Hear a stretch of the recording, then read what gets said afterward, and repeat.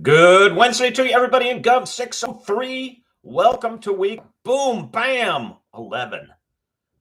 Hang on here.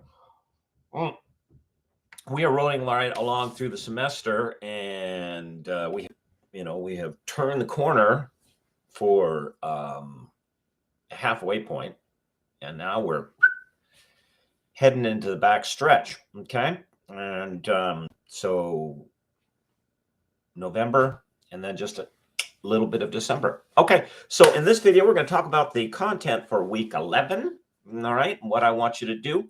And then over in the next video, per usual, I'll talk about the content for week 10 and go through some of your answers and see how you did. Okay, this week, we're going to be looking at case study analysis. Some of you, in fact, a number of you, for your proposed research projects have decided to take a mixed method approach, which is very, very good.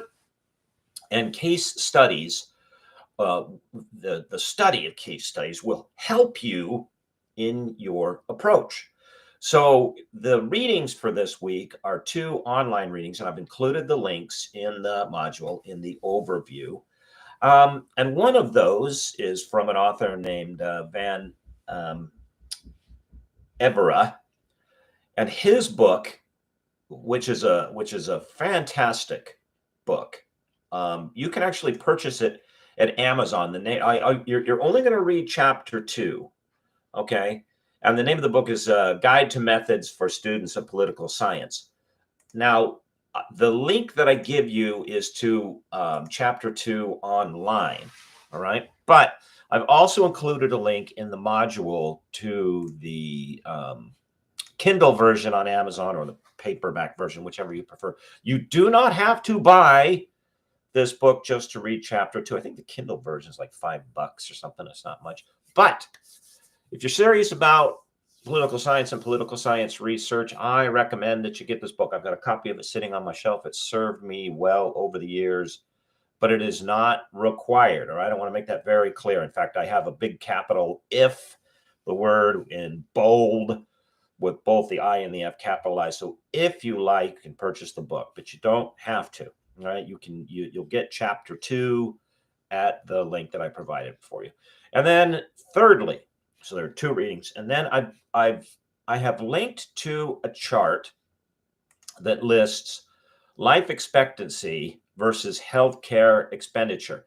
And I've done this for 2 reasons. Number one, this is a follow-up to last week's work on the regression analysis, but the relationship between comorbidities and severe outcome for those that get infected with COVID-19, or really any corona type virus, flu type virus. You can look at the numbers and they tend to be the same.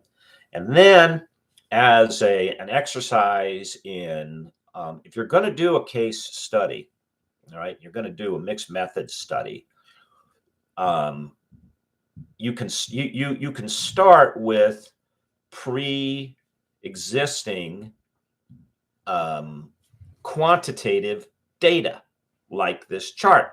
And what you'll find from this chart is taken from 1970 to 2015. Now, there are more updated charts, but this has a couple of features that I like and I want to include for you. So when you click on the link, you'll go to the chart. And what you're going to see is this is from the World Data Banks called Our World in Data. And it's drawn from UN sources and from World Health Organization sources and from Oxfam, which is an organization that operates under the authority of the UN. All right, and you're going to see a bunch of. It's a scatter plot. It's actually a dual chart. It's a scatter plot, and then it's a line graph. And what you'll see is a bunch of dots with names of countries next to them. All right, and on the x-axis, that's the one that goes up. What you're going to see is life expectancy. That is, how long do people in these various countries? I'm sorry, I said x-axis, y-axis, the one that goes up. How long do people in these various countries, on average, and this is an average, how long do they live? Okay, that's the y-axis going up. Then on the x-axis, you're going to see um, money expenditures in US dollars, because this is an American chart, in per capita per annum spending on healthcare. That is on average, not, this is the top of the curve. You create a curve on average. How much per person, that is every child, woman, and man, boy, girl, everybody, how much per person per year do these countries spend? And what I want you to look at is, I want you to look at where the dots lay on the y and the x and the y axis. All right, now down towards the bottom of the chart, you'll find a slider, and you can mouse onto a couple of dots and slide. These are two dots. When you first open it up, they may be overlapping each other, so don't let that throw you. But just click on the dots, and it's a slider, and it will say play time lapse, which you can, but mouse on the dots, and you slide one, like say way back over to 1970, and that's when this data starts, and then slide the other one back towards 1970, and you'll see on the second dot, it'll start telling you what year you're in.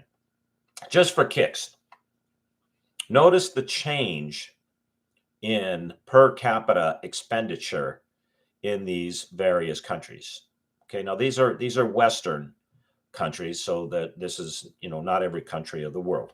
Okay, and notice how these line graphs chart. All right, and then if you want, when you finish sliding, you slide the one over to 1970 and then the one over to 2015. Grab the one from 1970 and slide it all the way over to 2015, and it'll turn it back into that dot graph, that scatter plot graph. Okay, so I want you to look at that chart. And for this week, I've included a bonus discussion question, which I'm going to do as we go into these last weeks. There have been a number of you who've missed discussion questions. Some of you have emailed me, some of you have talked to me and say, hey, can I go back and make this stuff up? In all practicality, no, you cannot really. All right, because part of the exercise is not only having you read the material, but it's you participating in the real-time discussion that is during that week, the week in which we're focusing on the stuff with your classmates. And if you didn't do something and you jump back, a month and a half later, and you respond to somebody, I mean, that's like yelling down a chimney. I mean, it's like, hey, there's nobody going to respond back to you. All right, so no, you're not gonna go back and make those up. So what I'll do is, instead of 4 questions, I will, throughout the coming weeks, give you 5, but I'll keep the number of points available in the class the same. All right, so I'll give you a chance to rack up some extra points. So question number 5 for this week, instead of just 4, 5 questions. Question number 5. I ask you to take a look. Now, by the way, if you don't want any extra points, forget the question. All right, that's up to you. What I want you to do is to take a look at that chart, life expectancy versus health expenditure, 1970 to 2015. I put the link in the question. Okay, and then I want you to answer the following. As of 2015, which country spends the most per capita on healthcare?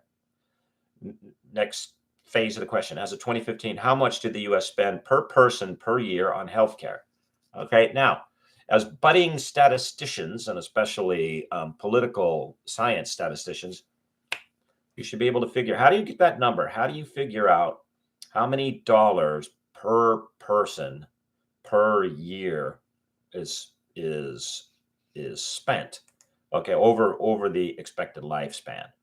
Okay, I mean, hint, you take the one number and divide it by the other. Okay, you can figure that out. And then number 3, part of the question, I want you to compare the U.S. and pick any one of the European countries there that are listed there. All right, and they're, in fact, I think they're all European countries except for Mexico and Chile and Israel and Japan. Okay, so these. I said, well, this chart is for Western countries. This is for industrialized countries. Okay. So pick a European country. I don't care what. Greece, United Kingdom, Italy, France, Finland, whatever. All right. And what I want you to do is which of the two countries, and one of them is always going to be the US for this answer, which of the two countries gets more lived years per person per healthcare expenditure? Okay, so compare the US to any one of these European countries. And then I want you to tell me, in your opinion, is US healthcare expenditure efficiently serving the US population? Why or why not? Now, what you can do by way of case studies, you can start with raw quantitative data like this.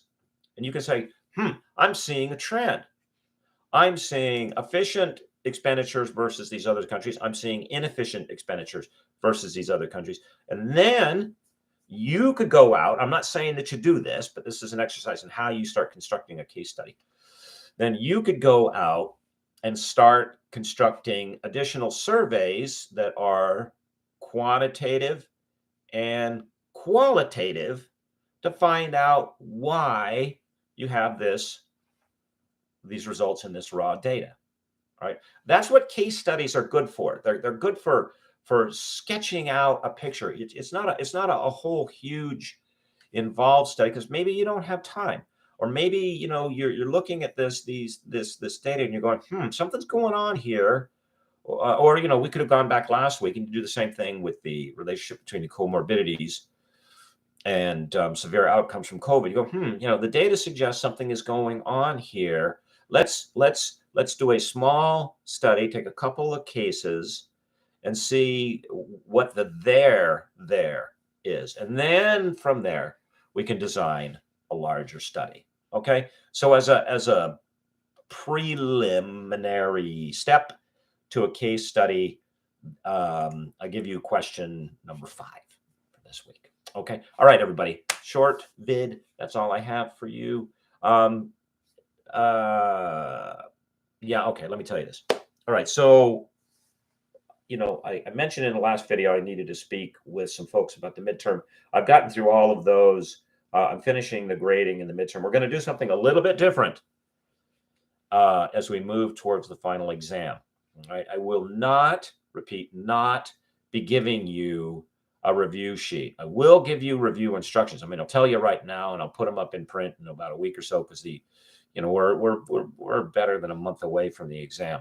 But the way to study for the final exam, number one, it will be cumulative, so it'll be everything back, from weeks 1 through 8, okay, and then weeks forward. It's going to be cumulative. The way to study is to go back through the discussion questions, make sure that you understand any terminology that comes up in there and the major concepts. All right.